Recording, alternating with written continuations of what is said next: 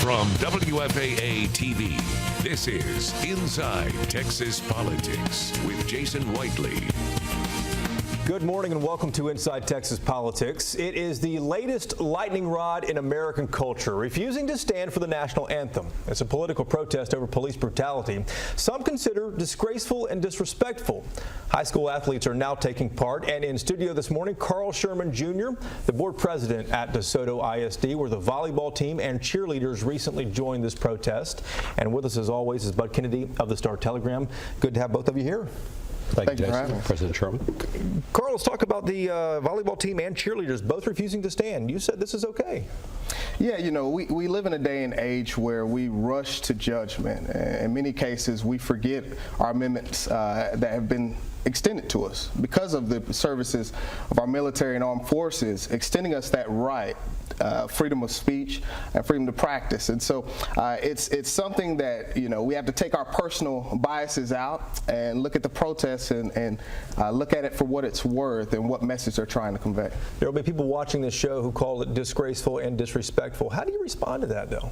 Yeah, you know, if you were to ask me how I feel about it personally, I wouldn't be able to answer because there's a lot of emotion that goes into it on both sides, and you have to respect that. So for those that feel it's disgraceful, you have to dig deep and find the true meaning and find out what the protest is really about. And then hopefully we can find some common ground to move forward with. Well, last week President Obama, although he has said he understands the protests, he's asked the protesters to consider the pain they're causing the veterans' families and people who served in the military. I mean, how do you feel about the president's words? Yeah, I feel that the president speaks strongly on this.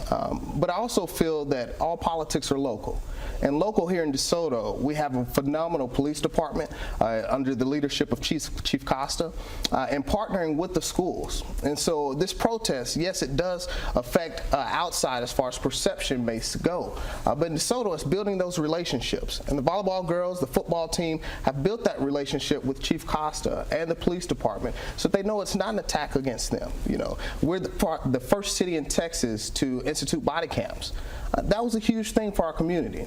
And so you have the cheerleaders, you have the volleyball team who buys into those vets, who buys into the police department, but it's saying, hey, it's not just about us. It's about those that are going on around us, you know, for the students in Cedar Hill, for the students in Dallas ISD, for the students across the country. And so it's taking this issue and bringing light to the concerns that they've seen. What kind of reaction have you gotten to this? Yeah, it's been polarizing for sure. You know, a lot of the negative reaction has been strong, but I was thoroughly impressed to see the support of our community at our last board meeting, coming out and speaking in support of the girls. Many saying, hey, you know, while we don't necessarily agree with the method, we agree with the message. And it's something that started the conversation in DeSoto to open up that dialogue for us to have a conversation back and forth that is constructive. What's the ugliest response you've had from outside? Well, you know, I tell you, my family's been offered one-way ticket. We've been offered people to come and move us to a country of our choosing, and that would be the ugliest, you know, just to understand that you're supporting the rights that all of us have been extended as Americans, but someone would take it to the extent to say, hey, if you don't like it here, move out of my country. Well, one thing that struck me too is clearly there's a lot of coverage of these protests, but two questions for you. What's the goal of the protest? And secondly, is it making a difference? I'm so glad you asked that question, Jason. For us, it is making a difference, and here's why. Over the summer, after the shooting in Minnesota with Mr. Castile, the discussion at the high-level administration between myself and Superintendent and Chief Costa was to have a course in which all of our students were able to sit and interact with the SRO officer that could go through a routine traffic stop. That's the police officer on campus, right? Correct. Okay. Correct. The school resource officer. What does a normal traffic stop look like? What's your responsibility? What's your role? And what are your rights? And that conversation, just like many other things, has started, but we haven't seen the fast response that we should have. And so this protest has brought it back to the forefront, but even in a more expanded role. Initially, we talked about doing it in government classes. Now we're talking about doing it in an assembly style, that we reach every student at one time and then have continuing education on this as we need. Has that already begun? That has begun. It's in the works. The courses have not begun yet, but we're looking looking second semester to have those in place so that our students see both sides to it. That's an important lesson about conduct, but what other lesson are you teaching by allowing students to have their own say? What if they have a different message they want to have during the anthem? Yeah, you can't get around people having their own thought, right? Their own ideas. But hopefully, through open communication, through education, we can help promote great, healthy decisions moving forward. You've said that as an institution of learning, we are charged with preparing our students to become problem solvers. Big question this country hasn't figured out yet is how to solve this problem of unarmed black men being shot and killed by police. How do you solve that problem?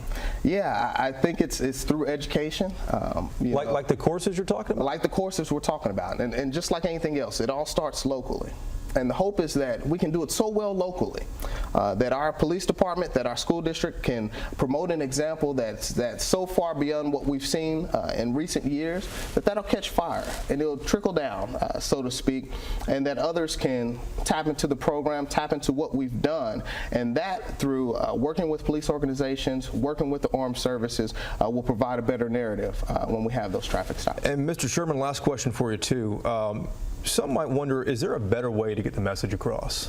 Yeah, great question. And it's the old adage, right? Don't shoot the messenger, right? Listen to the message. And so I think that's true here, is that yes, there are possibly greater ways to get that message across. However, we're sitting here in 2016, and the messages that were brought forth in the 60s somehow seem to have been lost in translation, right? And so yeah, we can criticize the method, but we have to listen to the message. And so there are a number of different avenues that our students could have taken, but they've decided to use this one. And it's our responsibility to listen to the pain, listen to the hurt that they have, and move forward in a constructive way. All right. Carl Sherman, Jr. is DeSoto ISD's Board President. Thanks for being here today. Thank you very much. Thank you for having me.